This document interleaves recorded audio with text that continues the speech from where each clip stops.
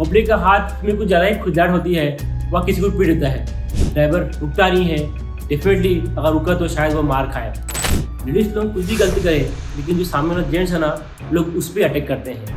सीधे hit and run मामले पर लागू होती है, जिसके चलते पीड़ितों की मृत्यु हो जाती है, जिसमें 1,68,491 लोगों ने अपनी जानें गंवाई।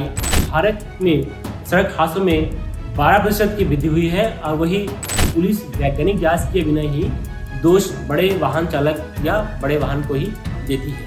अरबों खरबों का नुकसान हो गया है।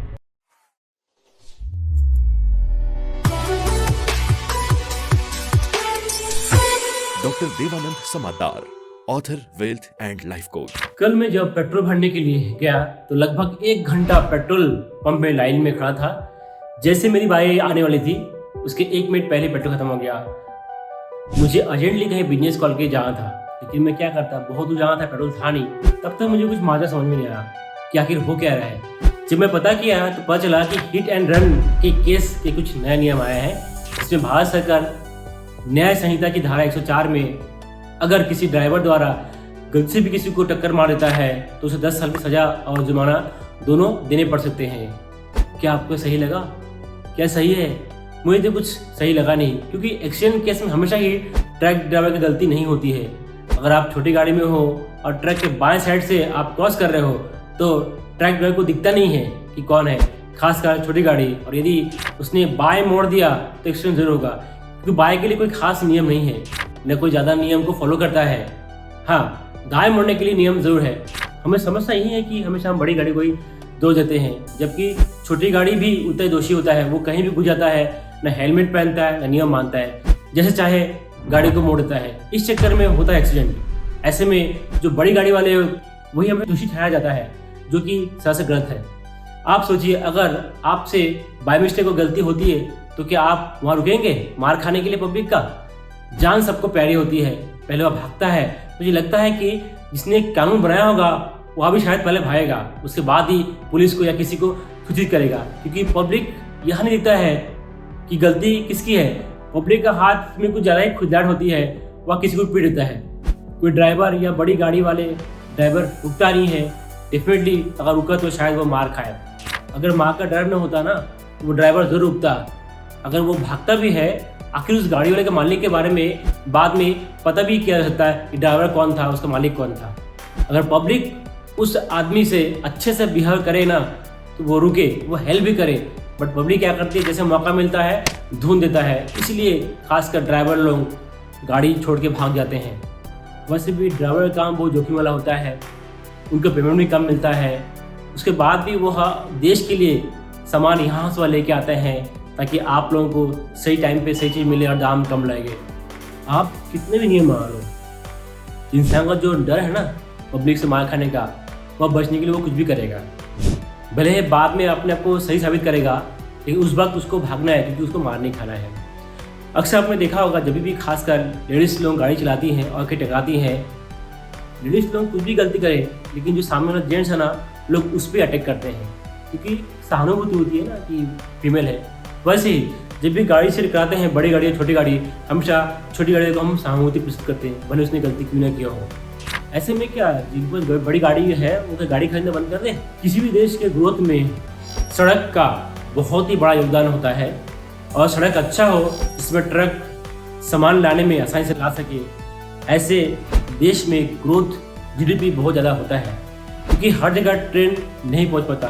अगर ड्राइवरों को इस तरह सजा दी जाए तो नया कोई ड्राइवर आएगा नहीं, क्योंकि इंसान गलती कर सकता है, इससे इंसान से गलती हो सकती है, और कोई जानबूझ से गलती नहीं करता है। हो सकता है कि कुछ लोग ऐसे करते हो, पर इसके चलते सभी ड्राइवर को आप कानूनी रूप से सजा न दे। एक बार उस बारे में पुनः विचार करें, क्या यह नियम सही है कि नहीं है। चलिए पहले जानते हैं कि हिट एंड रन होता क्या है। हिट एंड रन के मामले सड़क दुर्घटना से जुड़े होते हैं। हिट एंड रन का मतलब है तेज और लापरवाही से गाड़ी चलाने के चलते किसी व्यक्ति या संपत्ति को नुकसान पहुंचाना और फिर भाग जाना। ऐसे में सबूतों और प्रत्यक्षदर्शियों के अभाव के कारण दोषियों को पकड़ना और सजा देने में मुश्किलें होती है। अब देखते हैं कि इस पर नया नियम क्या आया है। जिस नियम को लेकर देश भर में बवाल मचा हुआ है, वह हाल ही में संसद में पारित 3 नए कानून का हिस्सा है।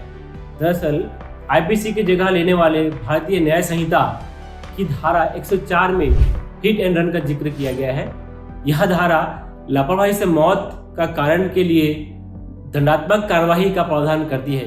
धारा 104 के 1 कहती है, जो कोई भी बिना सोचे समझे या लापरवाही से कोई ऐसा कार्य करके किसी व्यक्ति की मृत्यु का कारण बनता है जो गैर इरादतन हत्या की श्रेणी में नहीं आता है, उसे किसी एक अवधि के लिए कारावास में दंडित किया जाएगा, जिसे 5 साल तक बढ़ाया जा सकता है और जुर्माने के लिए भी उत्तरदायी होगा।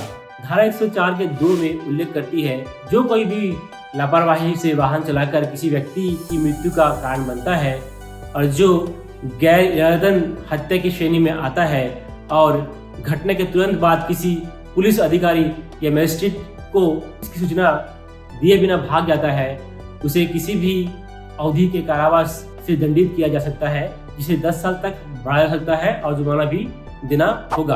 अब जानते हैं कि पहले हिट एंड रन में क्या नियम था।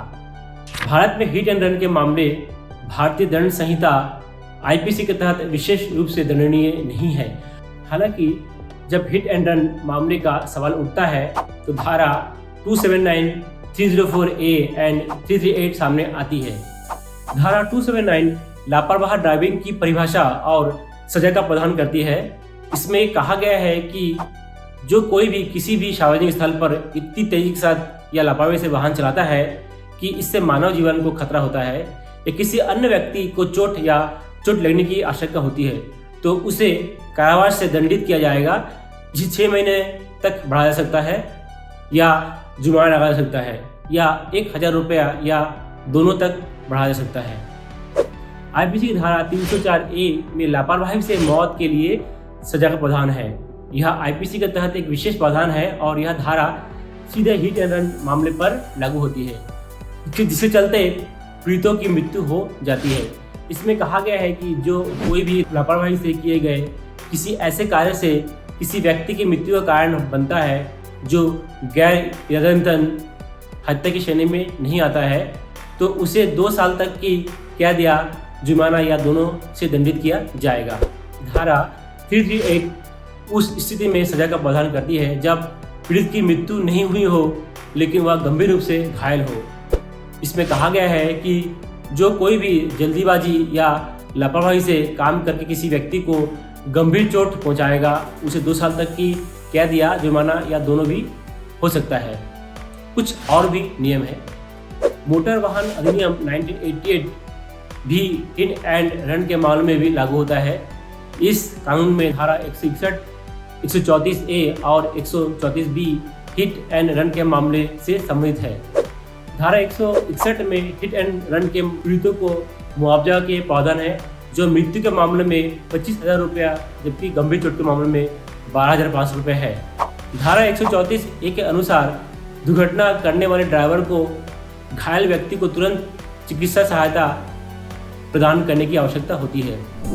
वही धारा 134B में जिक्र है कि चालक को उस दुर्घटना से संबंधित जानकारी यथाशीघ्र पुलिस अधीक्षक को देने की आवश्यकता है, अन्यथा चालक को दंडित किया जाएगा। अब जानते हैं नए नियम की जरूरत क्यों पड़ी।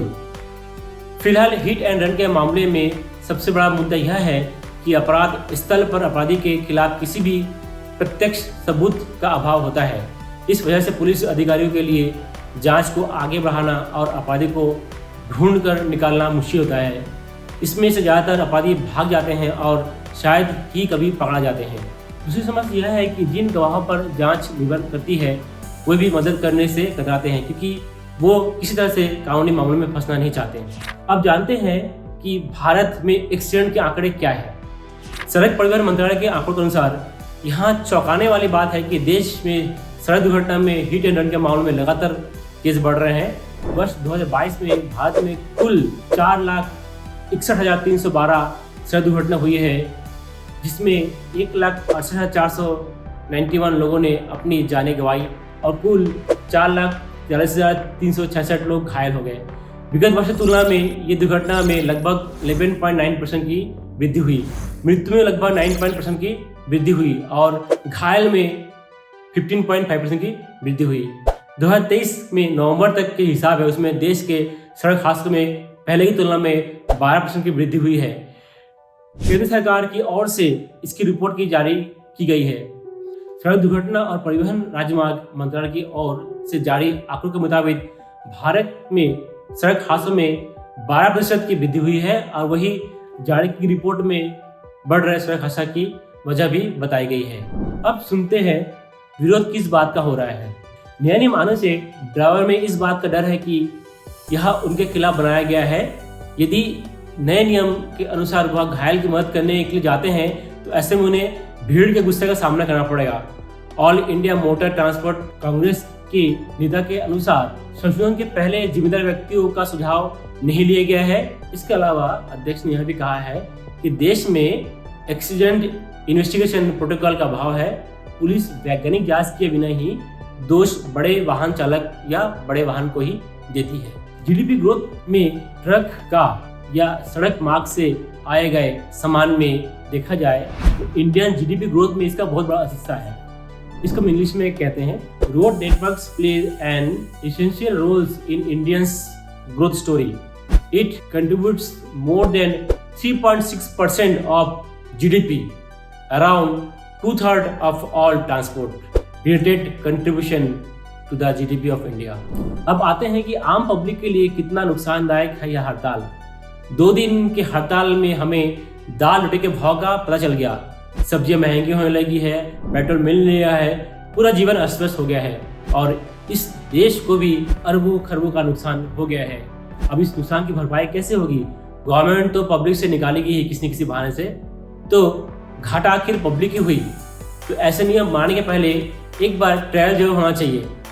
अगर आपको मेरा यह वीडियो अच्छा लगा उसको आप सब्सक्राइब करिए, अपने दोस्तों को शेयर करिए ताकि अधिक से लोगों तक ये पहुँचे, उनको भी जानकारी मिले कि हिट एंड रन का लॉ क्या है। धन्यवाद। Have a good day. Doctor Devanand Samaddar, author, wealth and life coach.